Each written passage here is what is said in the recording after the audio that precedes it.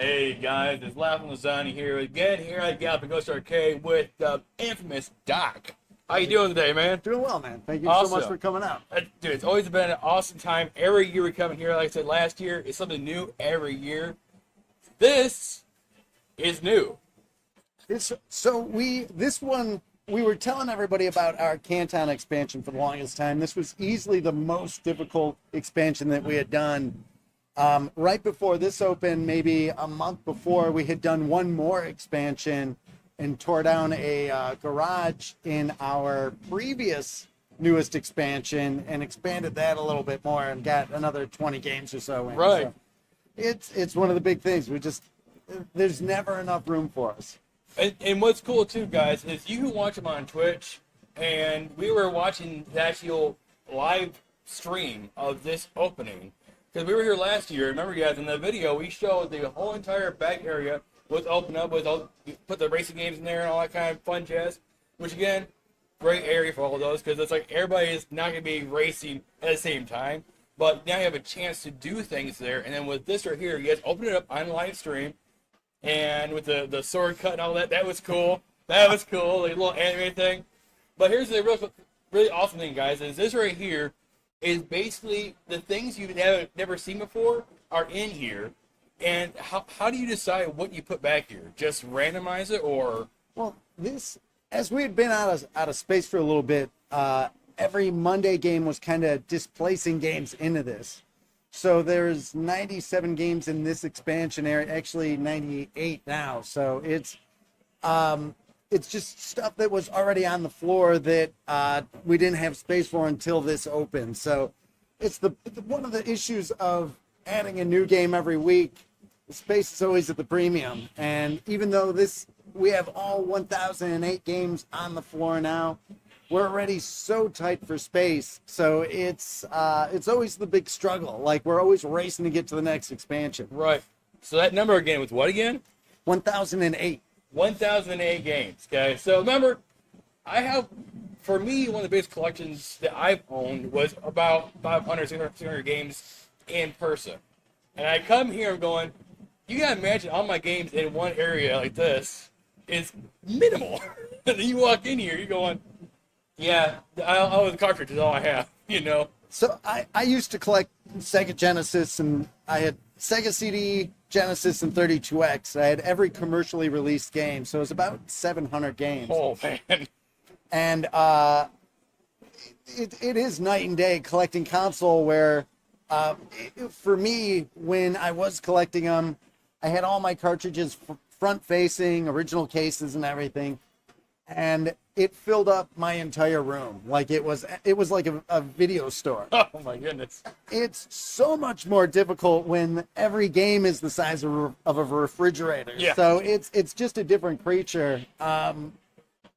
It's so much maintenance. You've got not only, like, cartridge was so easy and a great stepping stone, but there's so many board collectors out there that just buy the boards, and it's almost like a cartridge system at that point. But having full cabinets, it's definitely a challenge. And you always go and do all these different online auctions, all that fun stuff, right? You go online and we get games literally from all over the world. We have a cabinet coming in now from Italy, which is our first that we bought from Italy.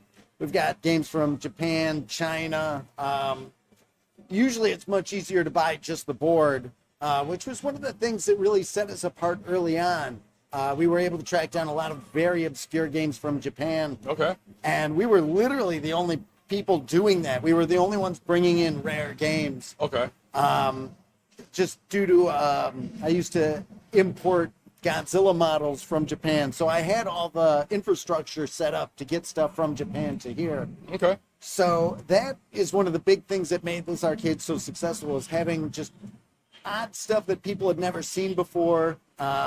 Games like Outfoxies and Yuchuyu Daisuke-san Chocovator Contact D, just stuff that people had never heard of, and putting it in front of them and giving them that taste for the first time of not only putting out games that they were familiar with, but just stuff that was just completely off anybody's radar.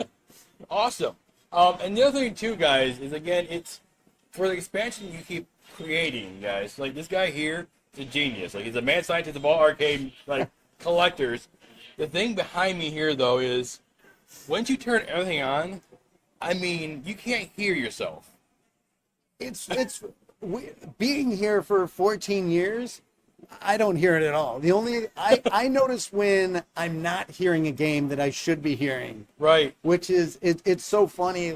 I remember very vividly once our Donkey Kong was loud, and then one day I didn't hear like the Donkey Kong jumping going on, and it was like I knew it was down before I even went over there, and there's just so much audible coming in all at once. Right. But you kind of like that becomes the new norm, and it's just weird when it's quiet. Okay, so basically, like, for us streamers, you hear like, oh, my certain fan's running. Like, I make sure it's always running because it's sometimes be a very loud PC sometimes, but if it's really quiet, it's like, what could be wrong? You know? Why am I not hearing those things that I need to be hearing? But yeah, so again, like, so this right here, what was the dissection of what you want to add to here? So, it's kind of like as things were, it's anything that's here, it's here with purpose. Like, Right. we don't just put any game on the arcade floor. There's games that, Double Dragon 3, for example, which is kind of a notorious game around here.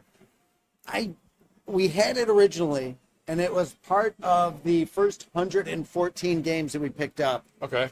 And I'm a completist, so having Double Dragon 1, 2, and 3, and eventually the Neo Geo one, it was like, oh, that's awesome. I was playing it, and it was fine when we opened. It was kind of like, yeah, it's different. It has but I went back to it, and I was like, I genuinely am not having fun playing this game. Okay. I played it all the way through and was like, I could go without ever playing this again. So it was like, we need the space. I would rather put another game that I would rather have people play here than that. So we pulled it off the floor.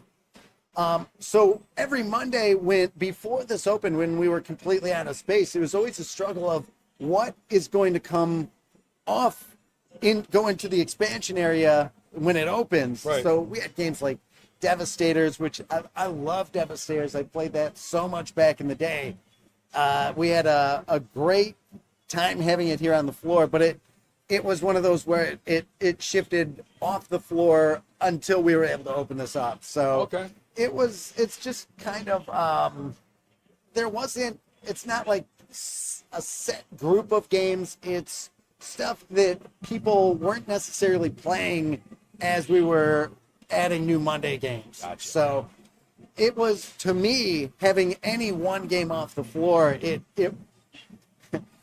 really bothers me. There's Okay. an obsessiveness about having everything here. Right. Even having a game down is like, I think about it a lot. So having games off the floor that were part of our game count was not a good thing for me. Gotcha. So when this opened and we were able to get every single game here, and we had, at that time, it was probably like 960, 970 when this opened. So it was a big deal. But there was really no specific like games that we added when this opened. It Okay. was all stuff that should have been here, but was just kind of sitting here waiting for the space. Gotcha.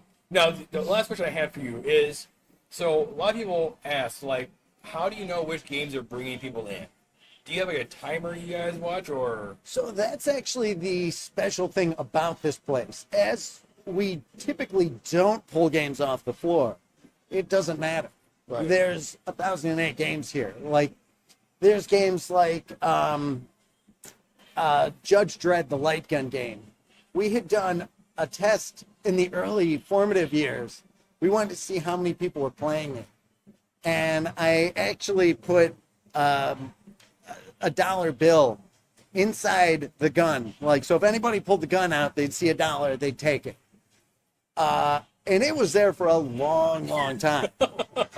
I liked the game, but nobody was playing. Right. And that's one of the big things with arcades, and even arcades all throughout 80s, 90s. What would happen is that people's favorite games would go away. Right. And every game is somebody's favorite. And it's one of those where if you take it away, we kind of be doing a disservice to the people that have actually found it and were able to get back their favorite game of all time. Right. So we try to never take games off the floor. And the amount, with the amount of space that we have and the amount of games that we have, it really, nobody's going to play everything in any given day. And it doesn't matter, which is really one of the key things for new arcades opening. They have to be so selective. They have to have this diversity of what games they're going to have. Right. And we just throw that out the window. It's like, no, they're all here. Yeah. And again, it's one of those things that has helped us so well because we don't have to be as picky. Right. If I like the game, it's going to be here. And it's not the picking and choosing and watching who's playing what. Okay. We find often that if a game isn't getting played, it's as easy as telling people about why that game is cool. Okay. There's a game, Outfoxies, which a personal favorite game. It came out before Smash Brothers. It really was the start of that whole genre. And it's a beloved game if you know about it. And literally, if you take people over there and just be like, this is Outfoxies, tell them a little bit of the history, they'll start playing it. And it's one of those things where it's the luxury of having so much space that we don't have to worry what's getting played at any given time. Okay.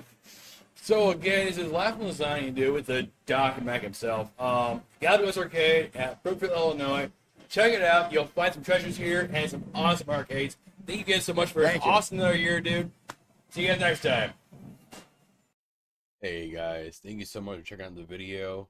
If you liked this, please leave a like, thumbs it up, subscribe. Let me know what you guys think in the comments below. And I'll see you guys next time. Have a laugh in life.